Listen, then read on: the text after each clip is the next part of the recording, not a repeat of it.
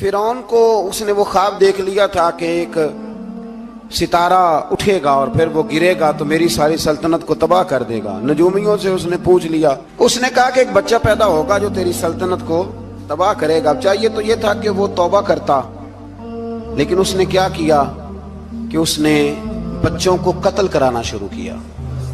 یذبحون ابناءکم، ذبح کرا دیتا تھا تمہارے بیٹوں اور بچیوں کو وہ زندہ رکھتا تھا۔ تو حضرت موسیٰ جب پیدا ہوئے تو ان کی والدہ نے پتہ کیا کیا، ان کو ایک صندوق میں بند کر کے دریا میں بہا دیا۔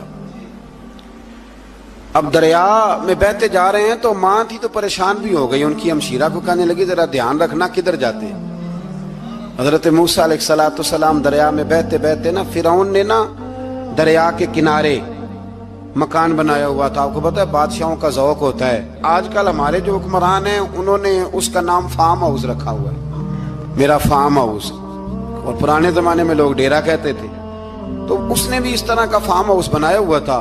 وہاں پہ حضرت موسیٰ علیہ السلام تیرتے ہوئے تابوت کے اندر، صندوق کے اندر جا رہے ہیں۔ فرعون اور ان کی بیوی حضرت آسیہ بے اولاد تھیں، بڑی تڑپ تھی بیٹے کی، وہ بھی وہاں کھڑی تھی۔ صندوق تیرتا ہوا آیا تو فرعون نے کہا کہ جاؤ پکڑ کے لاؤ دیکھو کیا ہے۔ جب وہ لے کے آئے نا تو آپ کی ہمشیرہ جو نگرانی کر رہی تھی پریشان ہو گئی کہ یہ تو اس کے ہاتھ لگ گئے، یہ تو اب مار ڈالے گا۔ لیکن جب خوبصورت اور چمکتا ہوا بچہ دیکھا تو بی بی آسیہ کہنے لگی یہ بنی اسرائیل کا ہے ہی نہیں، یہ تو پتہ نہیں کہاں سے بہتا ہوا یہاں آ گیا ہے، تم ایسے ہی چھوڑ، یہ پتہ نہیں کہاں سے ہے، رکھ نہ لیں رکھ نہ لیں۔ تو حضرت موسیٰ علیہ السلام وہ کہنے لگا نہیں انہی کے ہیں، موسیٰ علیہ السلام اسی کے ہیں۔ تو آسیہ کہنے لگی تیرے تو سر پہ نا بس بھوت ہی سوار ہو گیا، ہر وقت وہی لوگ تجھے یاد رہتے، یہ پتہ نہیں کہاں سے بہ کے آیا۔ اب رکھ لیا، مان گیا فرعون۔ آپ فرعون کے گھر میں جو اس لیے بچے مروا رہا تھا کہ میری سلطنت حضرت موسیٰ پیدا نہ ہو جائیں، تو اسی کے گھر میں پرورش پانے لگے، اسی کے گھر میں۔ اب عورتیں منگائیں گئی دودھ پلانے کے لیے، تو حضرت موسیٰ علیہ السلام کسی بی بی کا دودھ نہیں پیتے، تو آپ کی ہمشیرہ نہ وہیں دائیں بائیں گھومتی رہتی۔ تو کہنے لگی جناب آسیہ سے کہ میں ایک بی بی کو جانتی ہوں، بڑی صاف ستھری ہے، مجھے امید ہے یہ بچہ اس کا دودھ پیے گا۔ تو فرعون کہنے لگا دوڑ کے لا، تو وہ اپنی والدہ کو لے کے آئیں تو حضرت موسیٰ نے فوراً دودھ پینا شروع کر دیا۔ فرعون کو پھر تھوڑا شک ہوا۔ ایک روایت یوں بھی لکھی ہے بعض لوگوں نے کہ فرعون ایک دن اٹھایا ہوا تھا حضرت موسیٰ کی ابھی تھوڑی سی عمر تھی، تو آپ نے اس کی داڑھی پکڑ کے تو ایک گھونسا دے مارا، جلالی تو شروع سے ہے نا۔ تو کہنے لگا آسیہ تو مان نہ مان یہ بچہ وہی ہے۔ تو حضرت بی بی آسیہ کہنے لگی کہ تجھے غلط فہمی ہے، یہ وہ نہیں ہے۔ اس نے کہا دیکھو نا یہ تو اٹھاتی ہے تو پیار کرتا ہے، اور میرے جب قریب آتا ہے تو اس کے لب و لہجے میں تلخی محسوس کرتا ہوں۔ اس نے کہا بچوں کو کیا پتا۔ خیر ایک طرف اس نے کھانے پینے کی چیزیں رکھ دی، ایک طرف انگارے رکھ دیے۔ وہ بھی حضرت آسیہ کہتی ہیں کہ تجھے سمجھ آئے بچے بچے ہوتے ہیں۔ حضرت موسیٰ بچے تو تھے پر تھے تو اللہ کے نبی نا، اللہ کے نبی تھے۔ جب اس نے کہا نا یہ بچے ہیں، تو حضرت موسیٰ علیہ السلام بجائے انگاروں کی طرف جانے کے، نبی تھے وہ سیدھے کھانے پینے والی چیزوں کی طرف بڑھنے لگے۔ فرعون کہنے لگا اب بتا۔ اللہ تعالیٰ نے حضرت جبریل کو بھیجا، انہوں نے کہا ادھر نہیں جانا آپ ادھر جائیے۔ تو آپ آگ کی طرف گئے اور ایک کوئلہ اٹھا کے زبان پہ رکھ لیا۔ تو آسیہ کہنے لگی سمجھ آئی، بچے کو کیا پتا کدھر جانا ہے کدھر نہیں جانا، اگر وہ اتنا ہی خیال ہوتا وہی بچہ ہوتا تو آگ۔ اور بعد مفسرین نے لکھا ہے یہ جو حضرت موسیٰ دعا مانگتے تھے نا رب اشرح لی صدری ویسر لی امری، یہ وہ آگ کا انگارہ جب کوئلہ منہ میں رکھا تھا نا تو اس کی وجہ سے زبان میں کچھ لکنت آ گئی، تو آپ دعا کرتے تھے کہ یا اللہ میری زبان کی وہ بند گرا کھول دے تاکہ میں کھل کے فرعون کے سامنے بات کر سکوں۔ وہیں حضرت موسیٰ پلنے لگے، وہیں پلے، وہیں جوان ہوئے، وہیں اللہ نے ساری دولتیں دی، بہن بھی ملی، ماں بھی ملی، اور سارے عزیزوں کا پیار بھی ملا۔ اسی گھر کے اندر اللہ نے پرورش کر کے فرعون کے ظلم سے بنی اسرائیل کو نجات عطا فرمائی۔ کہ موسیٰ پھر فرعون کے گھر میں پلنے لگے، اور جب جوان ہو گئے تو فرعون کے ہاں جو ظلم ہوتا تھا حضرت موسیٰ اس پر بول پڑتے تھے، جلال فرماتے۔ تو فرعون پھر ناراض رہنے لگا، یہاں تک کہ اس نے آپ کو نکال دیا آپ تشریف لے گئے وہاں سے. تو حضرت موسیٰ ایک دن شام کے وقت دوبارہ آئے بستی میں، لوگ سوئے ہوئے تھے. تو دو آدمی، ایک بنی اسرائیل میں سے اور ایک فرعون کی اپنی قوم میں سے، وہ دونوں آپس میں جھگڑ رہے تھے. لیکن وہ جو حضرت موسیٰ کی بنی اسرائیل کی قوم کا شخص تھا، اس پر وہ قبطی، وہ جو فرعون کے قریبی لوگوں میں سے تھا، وہ ظلم کر رہا تھا اور بوجھ اٹھانے کی بات کر رہا تھا. اب اس نے حضرت موسیٰ کو پکارا کہ یہ دیکھے میرے ساتھ کس طرح کی بات کر رہا ہے. تو حضرت موسیٰ کا ارادہ بھی نہیں تھا، آپ نے بس اس کو سمجھایا. پر کچھ لوگوں کو سمجھ، تو حضرت موسیٰ نے پھر ایک مکہ مارا، ایک گھونسا مارا، صرف ایک ہی. یہ کئی تگڑے اور دلیر اس طرح کے بھی ہوتے ہیں کہ گھونسا ایک بھی برداشت نہیں کرتے. وہ ایک مارا، آدمی دھڑام سے زمین پہ گرا اور ماری گیا. حضرت موسیٰ کا ارادہ نہیں تھا لیکن وہ مر گیا. حضرت موسیٰ علیہ السلام نے اس بات پر اپنے رب سے استغفار بھی فرمائی. قرآن کہتا ہے کہ انہوں نے معافی چاہی کہ اللہ میرا ارادہ نہیں تھا. بہرحال اگلے دن نا حضرت موسیٰ دوبارہ آئے. وہ سنا کرتے تھے نا ہم کہ بیوقوف دوست سے عقل مند دشمن بہتر ہوتا ہے. وہ کم از کم دشمنی تو عقل مندی سے کرتا ہے نا، لیکن جو بیوقوف دوست ہو بیوقوفی. حضرت موسیٰ دوبارہ آئے تو وہ بنی اسرائیلی اگلے دن کسی اور سے جھگڑا کر رہا تھا. پھر اس نے مدد کے لیے پکارا تو حضرت موسیٰ کہنے لگے مجھے لگتا یہ ہے کہ تیری عادت ہے، تو خود بڑا جھگڑالو ہے، تو نے روز نیا جھگڑا شروع کیا ہوتا ہے. حضرت موسیٰ جب اس کی طرف بڑھے نہ ڈانٹنے کے لیے تو اس نے شور کرنا شروع کر دیا. کہنے لگتا ہے جس طرح آپ نے اسے کل قتل کیا تھا مجھے بھی قتل ہی کریں گے. یہ انسانوں کا مزاج ہے کہ آپ جب تک کسی کے طبیعت کے مطابق چلیں گے وہ راضی رہتا ہے، اور ذرا آپ اس کی طبیعت سے ہٹتے ہیں تو وہ شور کرتا ہے. اس نے کہا جی آپ مجھے بھی لگتا ہے ماریں گے. حضرت موسیٰ کلیم اللہ علیہ نبینا علیہ السلام کے بارے میں جب اس نے شور کیا تو بات پھر فرعون کے دربار تک گئی. وہ تو پہلے ہی بہانہ تلاش کر رہا تھا. اس نے کہا ڈھونڈو پکڑو اور معاذ اللہ شہید کریں گے. کسی نے آ کے خبر دی کہ آپ جہاں سے ہجرت کر جائیں، اس لیے کہ آپ کے لیے یہاں حالات درست. اور بھائی یہ چھوڑ دیا کریں بات کہ فلاں آدمی کے حق میں فلاں جگہ حالات کیسے خراب ہوئے. تو نبی کریم علیہ السلام مکہ چھوڑ کے کیوں آئے؟ حضرت موسیٰ علیہ السلام نے ہجرت کیوں فرمائی؟ یہ ایک ایسی عجیب بحث ہے جس کو لوگ بلا وجہ چھوڑ دیتے، بلا وجہ چھیڑ دیتے ہیں. اور بالخصوص ایک خاتون نے ایک دفعہ مجھے پیغام دیا تو میں بڑی اس کی بات سن کے مجھے عجیب لگا. وہ کہنے لگی کہ دوسری جگہ میری شادی ہوئی ہے، مجھے طلاق ہو گئی تھی، تو مجھے ایک تانا روز سننے کو ملتا ہے تو اتنی اچھی ہوتی تو وہاں نہ رہ لیتی. تو بھئی یہ کوئی تانے والی بات ہے؟ کوئی ضروری ہے کہ بیوی غلط ہوتی ہے تو طلاق ہوتی ہے؟ اللہ کے محبوب علیہ السلام کی 2 صاحبزادیوں کو ابو لہب کے 2 بیٹوں نے طلاق بھیج دی تھی. کس کی غلطی تھی؟ تو آپ کیا کہہ سکتے ہیں یہاں کیوں طلاق؟ تو اتنی جلدی بات تھوڑی کر دیں گے آپ، تھوڑی احتیاط فرمائیں بولنے میں. تو حضرت موسیٰ علیہ السلام وہاں سے نکلے اور آپ مدین کی طرف چلے گئے. مدین وہ علاقہ تھا جہاں فرعون کی حکومت کوئی نہیں تھی. حضرت موسیٰ جیسے ہی وہاں پہنچے تو ان کے اندر ایک جذبہ تھا، ظلم ہوتا نہیں دیکھ سکتے. جب وہاں پہنچے تو انہوں نے دیکھا لوگ اپنے اپنے جانوروں کو گھاٹ پہ پانی پلا رہے ہیں اور 2 خواتین ہیں وہ بالکل پیچھے کھڑی ہیں. تو حضرت موسیٰ کلیم آگے بڑھ کے کہنے لگے تم کیوں نہیں پانی پلاتی؟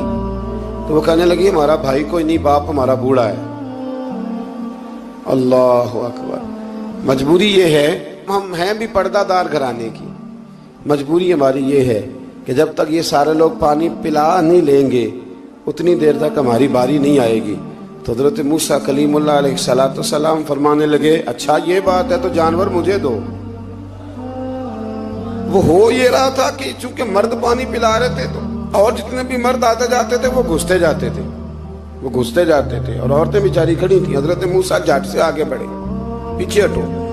ان 2 خواتین پاک باز عورتوں کے جانوروں کو پانی پلایا اور پھر آپ دوبارہ وہیں بیٹھ گئے. وہ بیبیاں جلدی جلدی گھر گئیں، جا کے اپنے والد سے کہنے لگی ابا جی کمال ہو گیا، اس بستی میں ایک ایسا آدمی ملا ہے جو عورتوں کی طرف دیکھتا ہے تو نیکی کرنے کے لیے آگے بڑھتا ہے، جو مجبور اور بے کس کے لیے اچھے جذبات رکھتا ہے. فرمایا جلدی لاؤ. कुछ मुफस्सिरीन और तरफ भी गए हैं, लेकिन जमहूर ने लिखा है कि वो हजरत शुएब अलैहिस्सलाम थे। हजरत शुएब ने घर बुलाया, अपनी एक बेटी को भेजा, फरमाया बेटे बुला के लाओ। वो जब घर आए तो आप फरमाने लगे आप मेरे साथ उजरत तय कर लें, 8 साल या 10 साल आप मेरी बकरियों को चराएं, मेरे घर में रहें। और फिर फौरन ही फरमाने लगे अगर आप हमारे घर में रहेंगे, देखभाल करेंगे, तो मैं अपनी एक बेटी का निकाह भी आपके साथ कर दूंगा। तो 8 से 10 साल हजरत मूसा ने वहां क़याम फरमाया। और फिर जब आपका निकाह हो गया तो आप अपनी बीवी को लेके मिस्र की जानिब जा रहे थे, तो रास्ते में ना ठंड ज्यादा हो गई, तो अपनी ज़ौजा से कहने लगे वहां आग जल रही है, मैं तेरे लिए आग लेके आता हूं ताकि तू ताप सके, गर्मी हासिल कर सके। वहां गए तो दरख्त से आवाज आई, मूसा मैं तेरा रब हूं। दरख्त से आवाज आई, मूसा मैं तेरा रब हूं। और हजरत मूसा कलीमुल्लाह को वहां वही आनी शुरू हुई। वहां वही अल्लाह ताला ने उन्हें वो असा अता फरमाया जो फिर बाद में अज़दहा बनता था। रब करीम ने वहीं हजरत मूसा कलीम को वहीं यदे बैजा अता फरमाया। अपना हाथ गिरेबान में डाल के निकालते थे तो चांद और सूरज की तरह रोशनी दिया करता था। यदे बैजा लिए बैठे हैं अपनी। मैं कभी कभी कहा करता हूं कि मौला के देने के अंदाज बड़े अनोखे हैं। भाई यूसुफ को कुएं में फेंकते हैं तो अल्लाह मिस्र का हुक्मरान बना देता। तो फिर हजरत मूसा वहां से वापिस आए और आकर के आपने दोबारा वो सारा निजाम जिंदगी शुरू फरमाया। मूसा अलैहिस्सलाम ने उनको दावत हक दी और कहा कि मैं तुम्हारे पास वाज़े निशानियां लाया हूं, बनी इसराइल को मेरे साथ भेज दो। फिरौन ने मोजज़ात पेश करने के लिए कहा तो हजरत मूसा अलैहिस्सलाम ने अपना असा जमीन पे डाला, अपना असा, अपनी छड़ी, अपना डंडा जमीन पे डाला तो वो एक वाज़े अज़दहा बन गया। फिर हजरत सैयदना मूसा अलैहिस्सलाम ने अपना हाथ गिरेबान से निकाला तो वो देखने वालों के लिए रोशन हो गया, हाथ के अंदर नूर पैदा हो गया। यदे बैजा लिए बैठे हैं अपनी आस्तीनों में। फिरौन के सरदारों ने हक को कबूल करने की बजाय इसे जादू करार दे दिया और कहा कि ये तुम्हें अपने मुल्क से निकालना चाहता है। उन्होंने कहा इस मामले को जरा ढील दो और जादूगरों को जमा करो। जादूगर आए, उन्होंने फिरौन से कहा कि हम हजरत मूसा के मुकाबले में जादू तो दिखाएंगे माज़अल्लाह, लेकिन अगर हम गालिब आ गए तो फिर हमारा इनाम क्या होगा? सौदा पहले तय करना है, क्या इनाम मिलेगा? उसने कहा कि अगर तुम गालिब आ गए तो मैं तुम्हें अपना करीबी बना लूंगा। बादशाहों का करीबी होना भी तो बड़ी बात है ना, लोग बड़े पापड़ बेलते हैं करीबी होने के लिए। और ये जो करीबी होते हैं ना, बिलखुसूस जो बादशाहों के करीबी होते हैं, बादशाहों की तबाही का सबब भी यही लोग ही बनते हैं। ये उनको रोज खबर देते हैं कि सब अच्छा है, सब अच्छा है।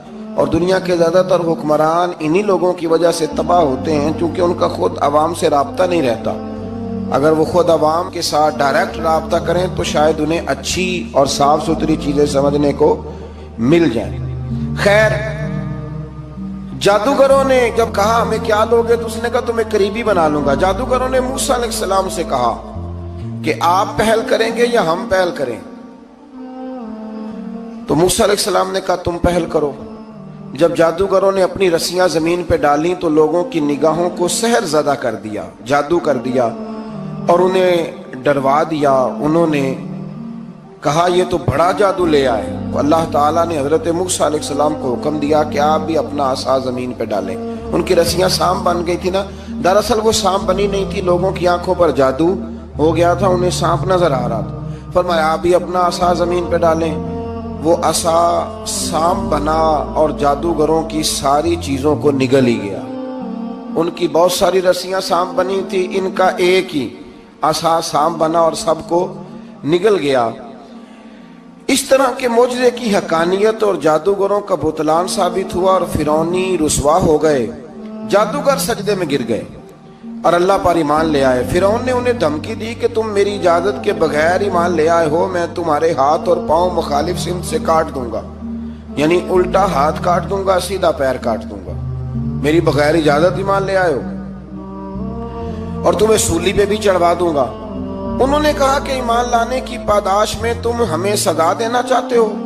फिर उन्होंने अल्लाह ताला से सब्र और इस्तिकामत की दुआ की اس کے بعد فرعون نے بنی اسرائیل کے بیٹوں کو قتل کرنے کی اور بیٹیوں کو زندہ چھوڑنے کا حکم دے دیا۔ موسیٰ علیہ السلام نے قوم کو صبر کی تلقین کی اور کہا کہ نیک انجام اہل تقوی کے لیے۔ یہاں ایک لطیف بات ہمارے صوفیاء نے بھی لکھی ہے۔ صوفیاء کہتے ہیں کہ فرعون نے کلمہ نہیں پڑھا پر جادوگر کلمہ پڑھ گئے۔ وہ کس طرح کلمہ پڑھ گئے؟ تو کہنے لگے دراصل انہوں نے آتے ہی حضرت موسیٰ کا ادب بڑا کیا تھا۔ جادوگر حضرت موسیٰ کے مقابلے میں آ کے بھی ان سے کہتے ہیں کہ رسیاں آپ پہلے ڈالیں گے کہ ہم ڈالیں؟ آپ ایسا پہلے رکھیں گے کہ ہم رکھیں؟ تو اتنا سا ادب کیا تو رب کریم نے فرمایا جو نبی کا ادب کرے وہ بے ایمان نہیں رہ سکتا۔ جو نبی کا ادب کرے وہ بے ایمان نہیں رہ سکتا، اور جو نبی کی بے ادبی کرے وہ ایماندار نہیں رہ سکتا۔ ختم ہو گئی بات۔ یہاں ہمارے صوفیاء نے یہ بات لکھی ہے کہ چونکہ انہوں نے آتے ہی کہا تھا کہ آپ پہلے ڈالیں گے یا ہم پہلے ڈالیں، تو حضرت موسیٰ سے انہوں نے پوچھ لیا، نبی کے پوچھے بغیر پہل نہیں کی تو اللہ نے انہیں ایمان کی دولت عطا کر دی۔ اللہ تعالیٰ نے فرعونیوں پر قحط سالی کا عذاب نازل کیا۔ فرعونیوں کا طریقہ یہ تھا کہ اچھائی کو اپنا کمال گردانتے تھے، کہتے تھے یہ ہماری طرف سے، اور برائی کو معاذ اللہ بدشگونی کے طور پر موسیٰ علیہ السلام کی طرف منسوب کرتے تھے، کہتے تھے معاذ اللہ آپ کی وجہ سے یہ سارا کچھ ہو رہا ہے۔ ہوتے نا، نہیں کہتے ہیں جب سے میں وہاں گیا ہوں تب سے۔ ہمارے بزرگ ایک لطیفہ بھی سنایا کرتے تھے کہ کسی زمیندار نے نماز پڑھنی شروع کی تھی تو اس کے جانور مرنے شروع ہو گئے۔ اب لوگ سمجھتے ہیں کہ معاذ اللہ شاید یہ کسی بزرگ کے سبب سے ایسا ہے، حالانکہ یہ تو اللہ کی طرف سے آزمائش ہوتی ہے، اس کی حکمتیں ہوتی ہیں۔ اللہ تبارک و تعالیٰ نے ان پر عذاب کیا نازل کیا؟ آیت نمبر 130 اور 143 کا بھی آپ سورہ اعراف کی پڑھیں تو اللہ تعالیٰ نے ان پر ٹڈیوں کا، جموں کا، مینڈکوں کا اور خون کا عذاب نازل کیا۔ یہ کس قسم کا عذاب ہے؟ جمعے پڑ گئیں، ٹڈیاں آ گئیں، یہ اللہ نے عذاب نازل کیا۔ جب وہ عذاب میں مبتلا ہوئے تو موسیٰ علیہ السلام سے کہا کہ آپ اللہ سے دعا کریں کہ ہم سے یہ عذاب ٹل جائے، اگر ایسا ہوا تو ہم ایمان لے آئیں گے، بنی اسرائیل کو بھی آزاد کر دیں گے۔ لیکن موسیٰ علیہ السلام کی دعا کے نتیجے میں جب عذاب ٹل جانے کے بعد فرعونی پھر اپنے وعدے سے پھر گئے۔ بنو قریظہ والوں نے بھی کئی دفعہ حضور سے وعدے کیے پر اپنے وعدوں پر قائم۔ ایک بات آپ سے یہاں روک کے عرض کر دوں، ہم بھی کئی دفعہ کہتے ہیں ذرا بریک کبھی گاڑی کی نہیں نہ لگتی تو ہم ارادہ کرتے ہیں کہ آج سے ہی نماز شروع کر دینی۔ ذرا طبیعت زیادہ لیل ہوتی ہے تو ارادہ کرتے ہیں نا کہ بھائی آج کے بعد ہم نے نیک، پھر کیا ہوتا ہے؟ شفا ہو گئی تو چھٹی ہو گئی۔ یہ طریقہ درست نہیں، یہ تو کفار کا طریقہ بیان کیا نا قرآن پاک نے۔ یہاں فرمایا جب اللہ تبارک و تعالیٰ نے انہیں نجات دے دی تو اپنے وعدے سے مکر گئے، تو پھر اللہ تبارک و تعالیٰ نے بنی اسرائیل کو سمندر پار کر کے ایسی قوم کے پاس پہنچا دیا جو بتوں کی پرستش کرتی تھی۔ وہ تو بچ گئے لیکن فرعونی سارے دریا کے اندر غرق ہو گئے۔ حضرت موسیٰ علیہ السلام سے کہنے لگے کہ ہمارے لیے بھی ایک خدا بنا دیجئے۔ حضرت موسیٰ علیہ السلام نے فرمایا بت پرستی کرنے والے جاہل ہیں۔ یہ بت پرست قوم کے پاس جب گئے نا بنی اسرائیل والے، بت پوجتے ہوئے دیکھا تو کہنے لگے ہمارے لیے بھی سامنے بنا کے رکھ دو۔ فرمایا یہ تو جاہل ہیں، تم انہیں دیکھ کے اثر قبول کر رہے ہو اور اپنی جاہلیت کے باعث یہ ہلاک ہونے والے بھی ہیں۔ پھر اللہ تعالیٰ نے بنی اسرائیل پر اپنی نعمتوں کا ذکر فرمایا، اور موسیٰ علیہ السلام نے اپنی قوم میں ہارون علیہ السلام کو اپنا جانشین فرمایا اور کوہ طور پر تشریف لے گئے۔ اللہ نے فرمایا وہاں آ جائیں، میں آپ کو تورات عطا کرتا ہوں۔ 40 دن کا یہ عرصہ تھا۔ موسیٰ علیہ السلام نے وہاں پہ جا کے، وہ سارا واقعہ بھی انہی آیات میں ہے کہ حضرت موسیٰ نے عرض کیا تھا کہ رب ارنی، یا اللہ میں تجھے دیکھنا چاہتا ہوں، تو فرمایا لن ترانی، تو نہیں دیکھ سکتا۔ وہ بھی یہاں اللہ نے ذکر فرمایا۔ پھر اللہ تعالیٰ نے اپنی ایک تجلی جب کوہ طور پہ ڈالی تو حضرت موسیٰ علیہ السلام تاب نہ لا سکے اور بے ہوش ہو گئے، اور پہاڑ بھی ریزہ ریزہ ہو گیا۔ اس کا ذکر بھی اللہ نے انہی آیات میں فرمایا۔ آیت نمبر 144 سے 155 تک حضرت موسیٰ علیہ السلام کو رسالت عطا کرنے، کلیم اللہ کا منصب عطا کرنے، تورات عطا کرنے کا ذکر ہے۔